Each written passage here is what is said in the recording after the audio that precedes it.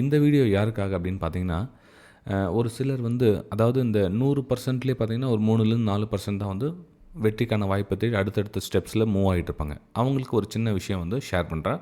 இந்த வீடியோ அவங்களுக்கு ரொம்ப யூஸ்ஃபுல்லாக இருக்கும். எதுக்காக அப்படின்னா, முதல் மாதம் வந்து நான் வந்து ப்ராஃபிட்டில் இருக்கேன் சார்.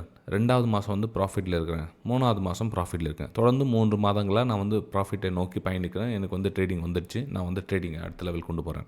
ரொம்ப நல்ல விஷயம். சரியாக பண்ணுறீங்க. ஆனால் இங்கே 3வது மாதம் 4வது மாதம் ட்ரேட் பண்ண சொல்ல என்னென்னா, உங்களுக்குள்ளே ஒரு சின்ன தலகணம் வரும். அதாவது எனக்கு எல்லாம் ட்ரேடிங் வந்துடுச்சு அப்படின்னு என்ன பண்ணுவீங்க, உங்களுடைய பொசிஷன் சைஸை வந்து மாற்றிடுவீங்க.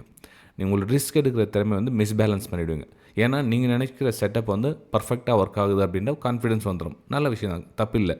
உங்களுக்கான நல்ல செட்டப் எல்லாம் ஒர்க் ஆகுது. ஆனால் ஒன்று புரிஞ்சுக்குங்க, என்ன தான் நல்ல செட்டப்பாக இருந்தாலும் அந்த செட்டப் வந்து 100% வந்து உறுதி கிடையாது. அதாவது 100% வந்து வெற்றிக்கான வாய்ப்புகள் கிடையாது.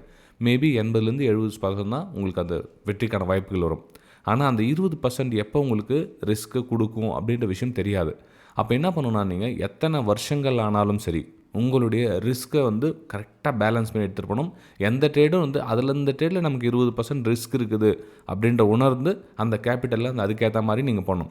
நீங்கள் ஒரு வேளை ஒரு ₹100 போடுற இடத்துல நமக்கு ட்ரேடிங் வந்துடுச்சு அப்படின்னு என்ன பண்ணுவீங்க, ஒரு ₹1000 போட்டு ட்ரேட் பண்ணிட்டீங்க அப்படின்னா, அன்றைக்கின்ற தேதியில் வந்து அந்த 20% ரிஸ்க்கை வந்து உங்களுக்கு அடிச்சுட்டு போயிடுச்சுன்னா, இந்த 3 மாதம் என்ன சம்பாரிச்சிங்களோ அந்த ப்ராஃபிட்டை அந்த ஒரு நாளில் எடுத்துகிட்டு போகிறதுக்கான வாய்ப்புகள் இருக்கும்.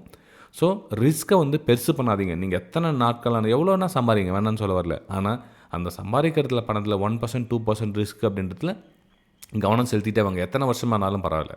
ஓகே.